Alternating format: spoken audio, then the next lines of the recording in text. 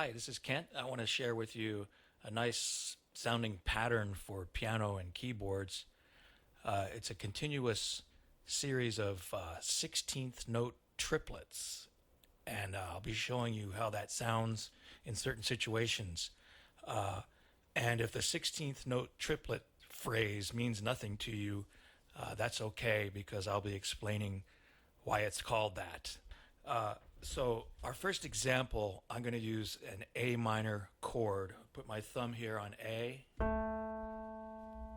index on C, third finger on E, and then my pinky's up here on the higher A. So I got thumb, index, middle, pinky. Okay, so this pattern can be used with any group of four notes like that. We've got four notes, 1, 2, 3, 4. We're using the A minor shape to start with. This pattern is useful for a lot of different things. You can use it as sort of a background continuous filler sound. If you have like a moving chord progression, it can really support the sound of the moving chord progression.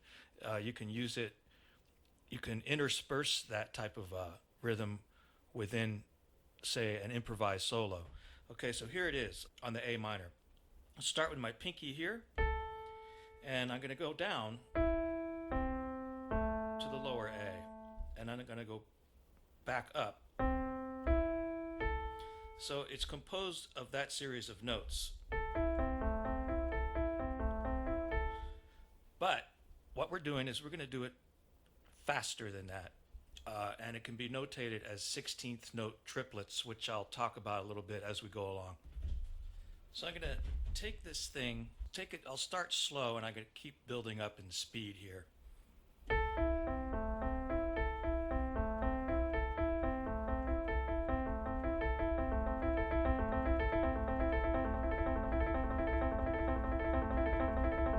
So if you had like a bass line, for example, in like a rock tune or something that goes like,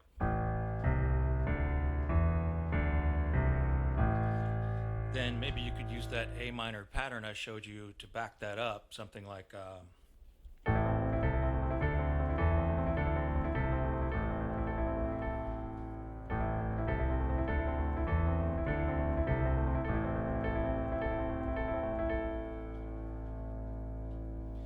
I can combine a figure like that going across multiple chords, which is pretty tricky, but it would be something like this. If I had the A minor, and then I wanted to do C major, and then D major, and let's stop on E up here. It would be in slow motion.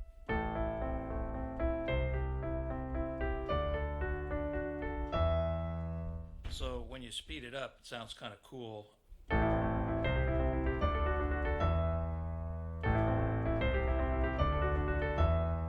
So playing these figures at that speed is kind of challenging, at least for me. As a matter of fact, I've done a couple of takes of a couple of sections of this video because sometimes I wasn't satisfied with a particular section being played smoothly enough. So if you find this challenging, then you're not alone. At least there's two of us anyway. I want to give you a couple of tips on how to play these smoothly. These tips work for me pretty well. This will also give you some insight into how this could be notated. And I mentioned that I like to think of them as 16th note triplets. I like 16th note triplets in my mind because if you think of there being four of these notes in a measure, 1, 2, 3, 4. If we're in a 4-beat measure, such as 4/4 time, we could count, 1, 2, 3, 4, as I just said. And then we're going to fit in all the other notes in between those beats, those being 1, 2, 3, 4. So for each beat, we've got the beat, and then we have the other notes. Then we start another beat. So in between each beat, there are 6 notes. And we can group those into 2 groups of 3. And because of the number that are squeezed into one beat, they turn out to be 16th notes. So that's the basic reasoning behind these being 16th note triplets. There's a pair of triplets between every beat. We've got 1, 2, 3, and then we've got 1, 2, 3. Or if you would count all of them, it would be 1, 2, 3, 4, 5, 6. So you can either think of it as a group of 6 evenly distributed between each beat, or a group of 2 triplets evenly distributed between each beat. It's the same thing, just 2 different ways of looking at it. So if you practice this by accenting the first beat, especially by going, I'm exaggerating the accent here. 1, 2, 3, 4. And then if you have a metronome, it would be great because you could set it where you're counting click, click, click, click, each one of those clicks being a single beat. Then you can gradually speed that up, and it's a good idea to start slow and speed up this figure. If you don't have a metronome, just try to do the same idea in your head. Start slow and gradually speed that up, making sure that each time you speed it up a little bit, that it's still smooth. In fact, even after you've been playing it at a quick tempo, it's still good to back up now and then and play it slowly. That actually reinforces the smoothness in your head to alternate between doing it at full tempo and then taking it way down and doing it slowly. All right, so I wanted to show you as a final thing that you can use any group of 4 notes like this. And sometimes it sounds cool if you do it with notes of a scale, for example. Let's take the C minor pentatonic scale.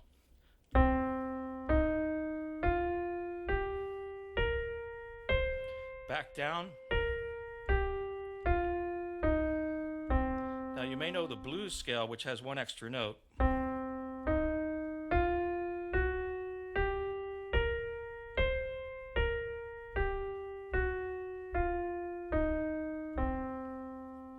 So let's take 4 notes from that scale. Let's take this cluster here. Okay, so I've got 4 notes, 1, 2, 3, 4. And we're going to do the same concept that we were doing on the A minor, but we're going to do it here.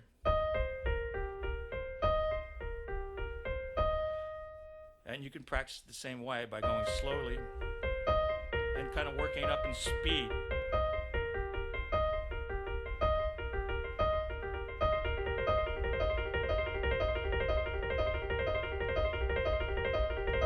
So you can hear that some of that's sloppy and some of it's smooth. If I sat there and did that pattern for a while, it would smooth out. But you get the idea. You know, so take any group of 4.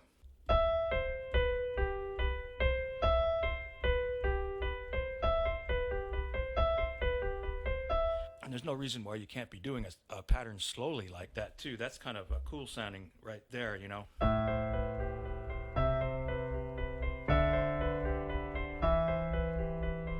So, you know, if you can't play it really fast, that doesn't mean you can't use it at a slower tempo in a lot of other situations. So, one last thing is there's nothing saying that you have to do it in this order. Let's say I've got these 4, I could be going.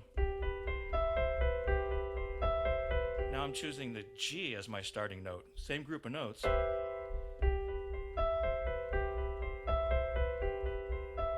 Okay, play around with that. You can find any number of groups of notes or even the ordering of that group of notes with that same sound of.